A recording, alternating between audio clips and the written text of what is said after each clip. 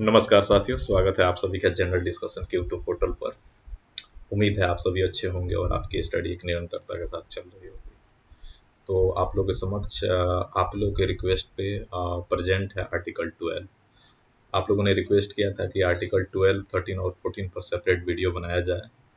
तो मैंने सोचा कि एक वीडियो में तीनों आर्टिकल का अगर अच्छे से एक्सप्लेनेशन किया जाए तो वीडियो बड़ा हो जाएगा। तो इसलिए मैंने प्लान किया कि सेपरेट सेपरेट वीडियो बनाया जाए, पर्टिकुलरली जो भी आप लोगों का रिक्वेस्ट है उस पर। तो आज हम यहाँ पर आर्टिकल 12 की बात करेंगे। बहुत ही इम्पोर्टेंट टॉपिक है, क्योंकि जब भी आप फंडामेंटल राइट पढ़ते हैं तो सबसे पहले यही मुद्दा आकर के आपके सामने खड़ा हो जाता है कि आखिर स्टेट किसे कहें। आज जब तक आप स्टेट नहीं समझेंगे तब तक आप पूरे पॉलिटी का स्टडी करते हैं, ऑलवेज आप लोगों को स्टेट शब्द देखने को मिलता है, दैट मीन्स राज्य। और राज्य का कंसेप्चुअल क्लियरिटी होना अवश्य है। अगर इसको आप अगर कंसेप्चुअल तौर पर अगर आप इसको अगर नहीं समझ पाते हैं तो इससे संबंधित जितने भी कंसेप्ट हैं वो आपके माइंडसेट में क्लियरिटी के तौर पर नहीं उभर कर आते हैं। तो यहाँ पर हम लोग आज बात करेंगे आर्टिकल 12 की।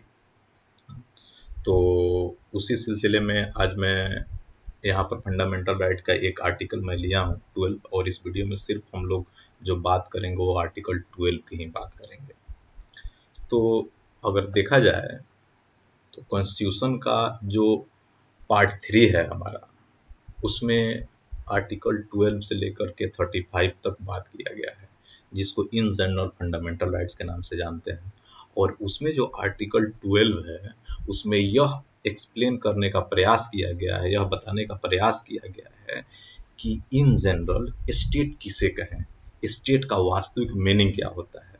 अब यहाँ पर आप लोगों को एक क्वेश्चन राइज होगा कि आखिर ये स्टेट हम लोगों की जानने की क्या नीड है। तो दोस्तों मैं यहाँ आप लोगों को बोलूँगा कि जब भी आप फंडामेंटल राइट पढ़ते हैं और अपने अधिकार, अपने राइट की अगर आप बात करते हैं तो आपको सबसे पहले ये जानकारी होना चाहिए कि अगर जो भी स्टेट है तो उस स्टेट से संबंधित अगर किसी प्रकार का हस्तक्षेप अगर फंडामेंटल राइट पे होता है तभी आप स्टेट के प्रति आप कानूनी तौर पर उस पर केस चला सकते हैं, अपने अधिकार मांग सकते हैं। लेकिन अगर आपका फंडामेंटल राइट अगर किसी प्रकार के फंडामेंटल राइट पर अगर हस्तक्षेप नहीं हो रहा है तो आप स्टेट पर किसी दूसरे मैटर पर क्लेम नहीं कर सकते हैं। तो इसलिए सबसे इम्पोर्टेंट है कि हमें जान लेना कि स्टेट किसे कहें।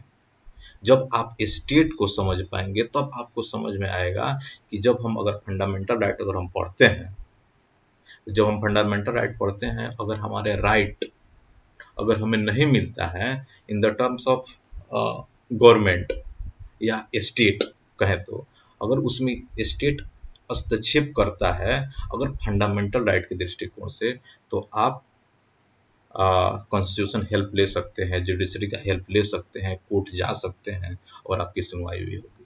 तो उसी के दृष्टिकोण से यहाँ पर हम जानने का प्रयास करेंगे कि आर्टिकल 12 क्या है, स्टेट क्या है। तो सबसे पहले हमें यह जान लेना चाहिए कि यहाँ पर मैं अगर राज कर रहा हूँ, स्टेट कर रहा हूँ, तो मैं यहाँ पर एक कंट्री के दृष्टिकोण पर बात कर रहा हूँ। अगर मैं प्रांत कहूँगा तो आज के समय के जो तमिलनाडु हो गए, गुजरात हो गए, यूपी हो गया, एमपी हो गया, कर्नाटक हो गया, मैं उसको प्रांत के दृष्टिकोण से आप लोगों को इस वीडियो के माध्यम से बताने का प्रयास करूंगा। क्योंकि अगर मानते हैं कि अगर स्टेट अगर प्रांत को कहें, अगर कंट्री को भी अगर आप स्टेट कहें तो थोड़ा सा कंसेप्चुअल क्लियरिटी होने में प्रॉब्लम होगा। आई होप आप लोग समझ पा रहे हैं इस बात को। तो जो प्रांत होता है हमारा, जो आज के समय में जो कहा जाता है, तो वह कंट्री का एक पार्ट है। जब हम स्टेट कहेंगे तो उस स्टेट में गवर्नमेंट की भी इनडायरेक्टली अपना मीनिंग उसमें इन्वॉल्व होता है। तो जैसा कि आप लोग जानते हैं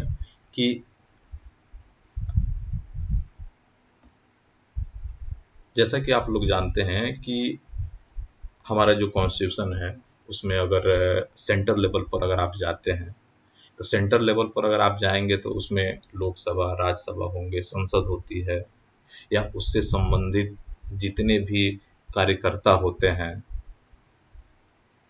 तो वो उनको हम क्या स्टेट के दृष्टिकोण से जानते हैं। अगर मैं अगर कहूँ आपको कि संसद है और सेंटर है, तो संसद और सेंटर और इससे संबंधित जितने भी ऑर्गेनाइजेशन हैं, और या इससे संबंधित जितने जो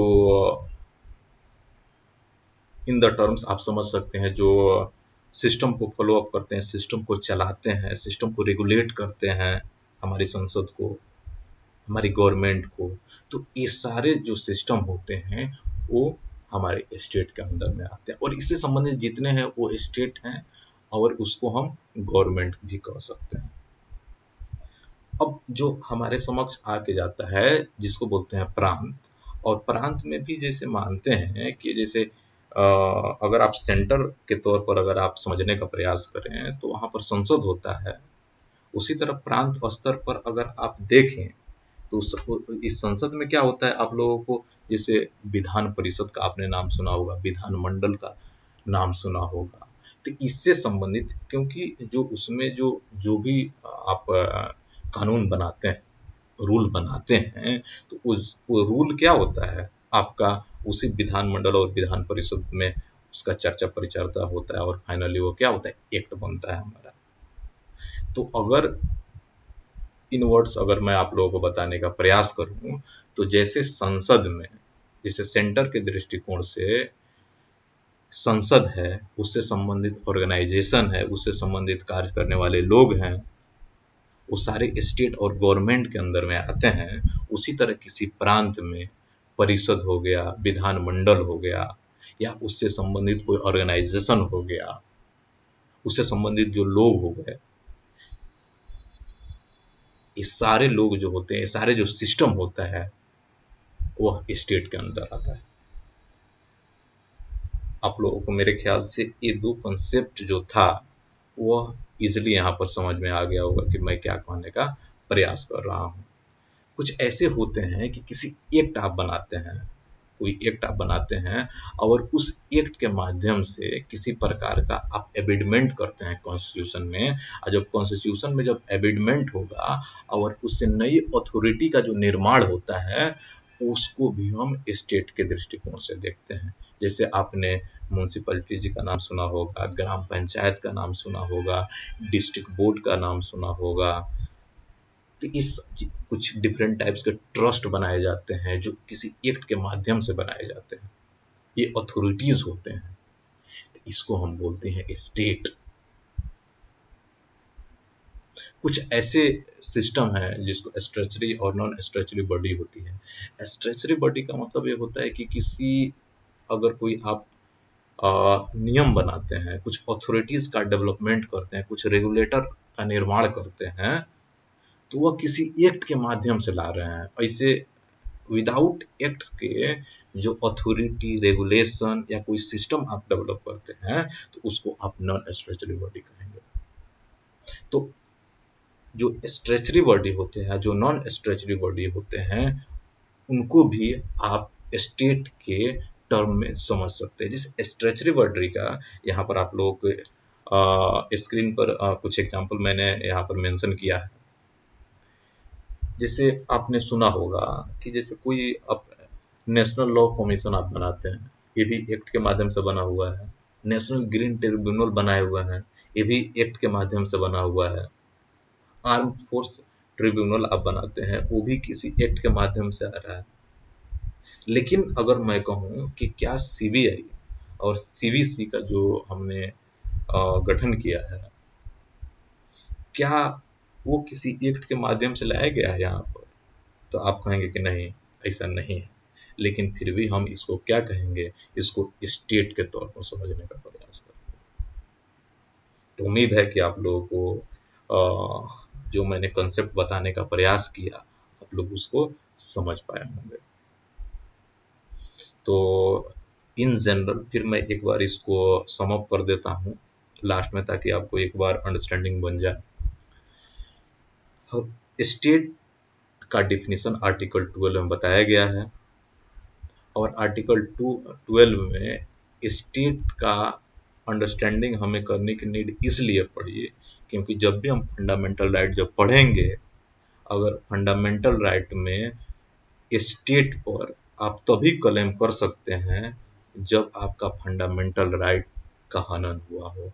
आपका फंडामेंटल राइट का हनन अगर नहीं हुआ है तो आप स्टेट पर क्लेम नहीं कर सकते हैं। तो उसके लिए हमें जानना होगा कि स्टेट क्या है। तो मैंने पहले क्या बताया कि अगर जो भी सेंटर है, सेंटर से संबंधित जो भी संसद है, संसद से संबंधित जितने ऑर्गेनाइजेशन हैं, उससे संबंधित जितने लोग हैं, उन सारे लोगों को स्टेट के तौर पर देखा जाता है, गवर्नमेंट के तौर पर देखा जाता है।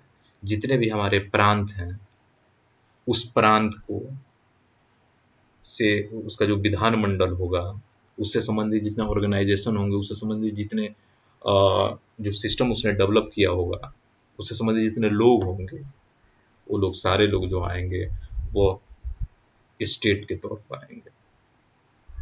कुछ अथॉरिटीज जो हम डेवलप करते हैं, कुछ रेगुलेटरीज बॉडी जो होता है उसको हम डेवलप करते हैं, वो भी जो होता है वो स्टेट के अंदर नहीं आता है। जैसे आपको याद हो 73 और 74 कॉन्स्टिट्यूशनल अमेंडमेंट किया गया, उसके तौर पर ग्राम पंचायत का कॉन्सेप्ट लाया गया। तो ये क्या है, ये भी स्टेट, उसके अंदर जितने लोग काम करते हैं, जो सिस्टम को रेगुलेट करते हैं, चलाते हैं, वो सब स्टेट होगा। अगर वो लोग किसी प्रकार का आप लोगों के फंडामेंटल राइट पर अगर हस्तक्षेप करते हैं तो आप जुडिशरी का हेल्प ले सकते हैं, क्योंकि वो लोग स्टेट के तौर पर आते हैं। स्ट्रेचरी बॉडी हो गया या नॉन स्ट्रेचरी बॉडी हो गया। नॉन स्ट्रेचरी बॉडी में आपका सबसे इम्पोर्टेंट होगा सीबीआई वगैरह जो है, वो नॉन स्ट्रेचरी बॉडी है। लेकिन अगर ये भी स्टेट में आता है, जब ये स्टेट में आता है तो आप इस पे क्लेम कर सकते हैं। तो दोस्तों, उम्मीद है कि आप लोगों को ये वीडियो पसंद आया होगा, और अपना जो भी